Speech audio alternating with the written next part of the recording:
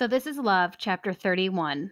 For the 100th time, Cinderella kicked at her skirt, searching its silken layers for something, anything, that could help her get out of there.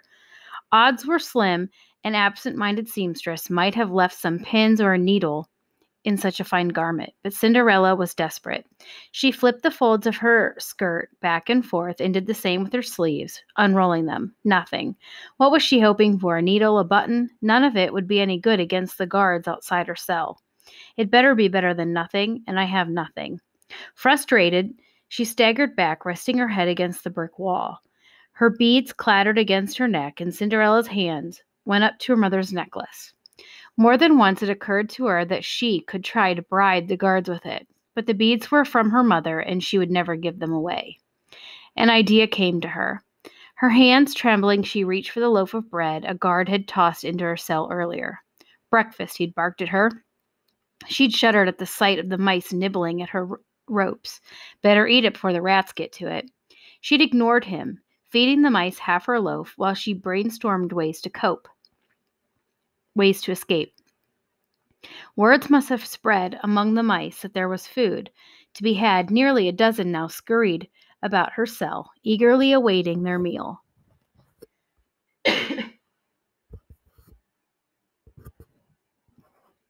Cinderella sprinkled a few crumbs on the ground, a plan slowly forming in her mind. Outside her tiny window, the sun glimmered nearly at the peak of its daily ascent. On the other side of the cell door, the guards started talking, and Cinderella stilled. Had the carriage arrived?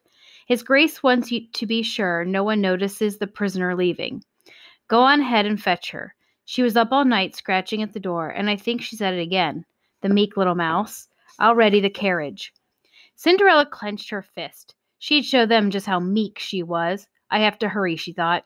Carefully, she broke the remains of her loaf into the smallest chunks that she could and stuffed them into her pocket. Then she knelt, picking up 5 of the mice scurrying about her feet and tucking them into the folds of her skirt.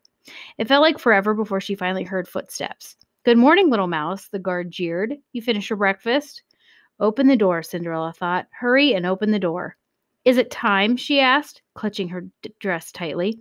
The mice inside wriggled, and she'd worried they'd scamper out before she could go through with her plan. Have you come to take me away?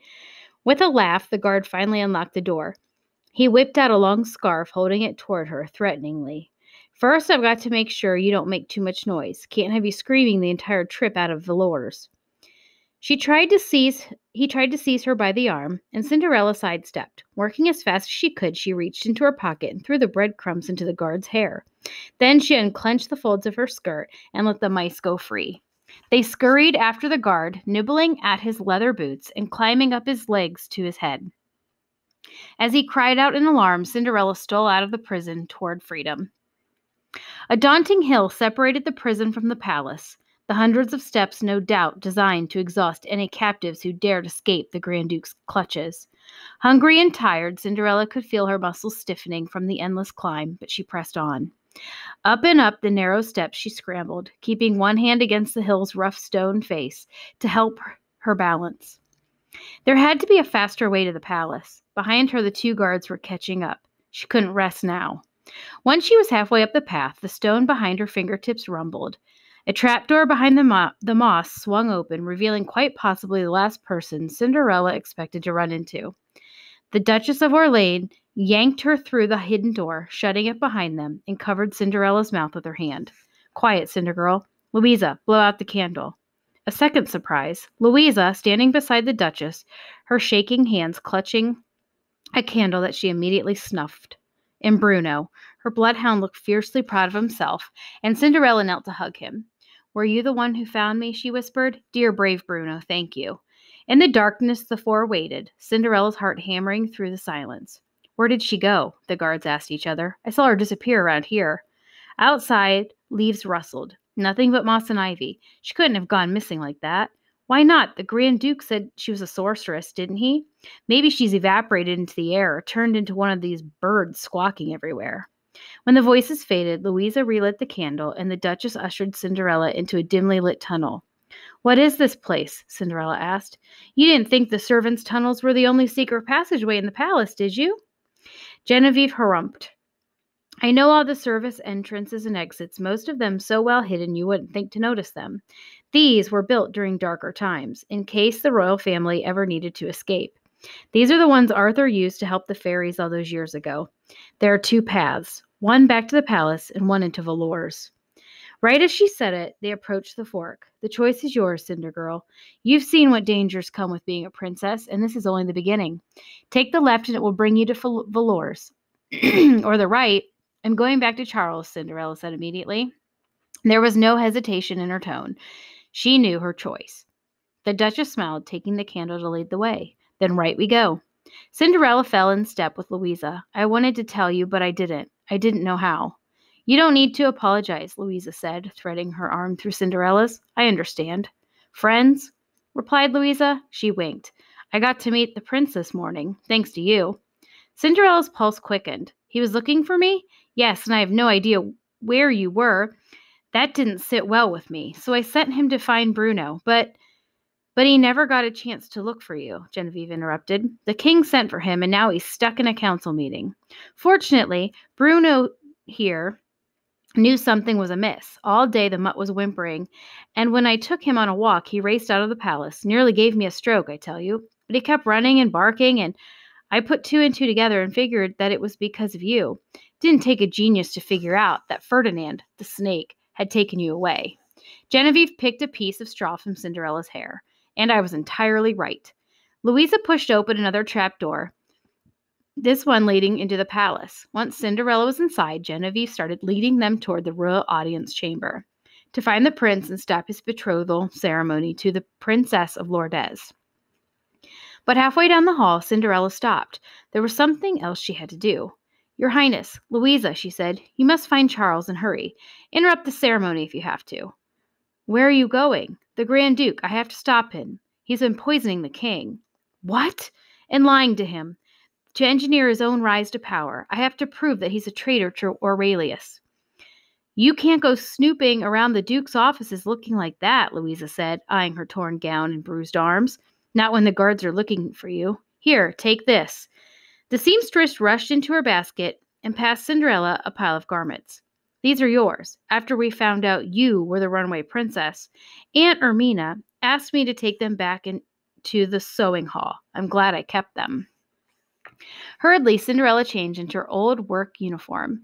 Then the four parted ways, with Cinderella and Bruno heading for the Grand Duke's office. She didn't know what she was looking for. Her pulse thundering in her ears, she rifled through his drawers. There were maps, charts of the lineages of the noble families of Aurelius, tax reports, and letters from various members of the council. But nothing that suggested he'd been lying to the king. Nothing about burying King George's wish to permit magical persons back into Aurelius, or about poisoning his own sovereign. But as Cinderella looked through the paper, she stopped. She had never seen the Duke's handwriting before, yet it looked familiar. Neat with a careful flourish, and the seal he had used on his documents looked like something she had seen before. She frowned, searching her memory. Where, oh, where had she seen it before? She'd been with Louisa sewing. Ah! Digging into her apron, she fumbled for the scraps of paper she had found while helping Louisa mend clothing in the seamstress's room. She'd forgotten to toss them away. The seal was the same. The handwriting was the same. But where was the rest? Can you help me find this? She asked Bruno, letting him sniff the scrap she'd found. After a moment, his nose twitched. Then, close to the ground, he quickly edged out of the Duke's office toward the bedchambers, where he stopped in front of a wide wooden closet. In here?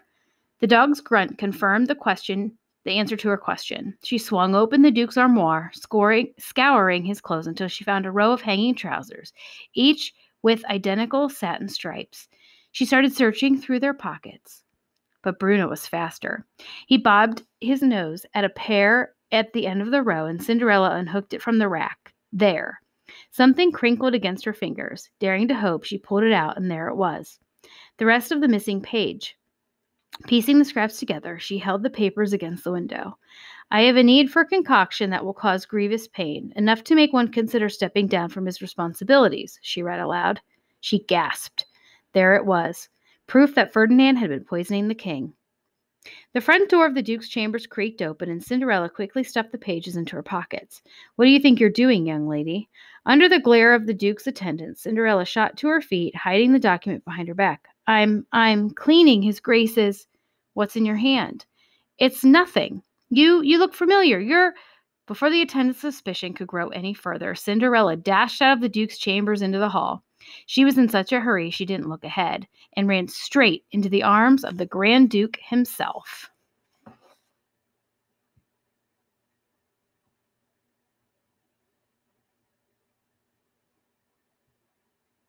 Oops.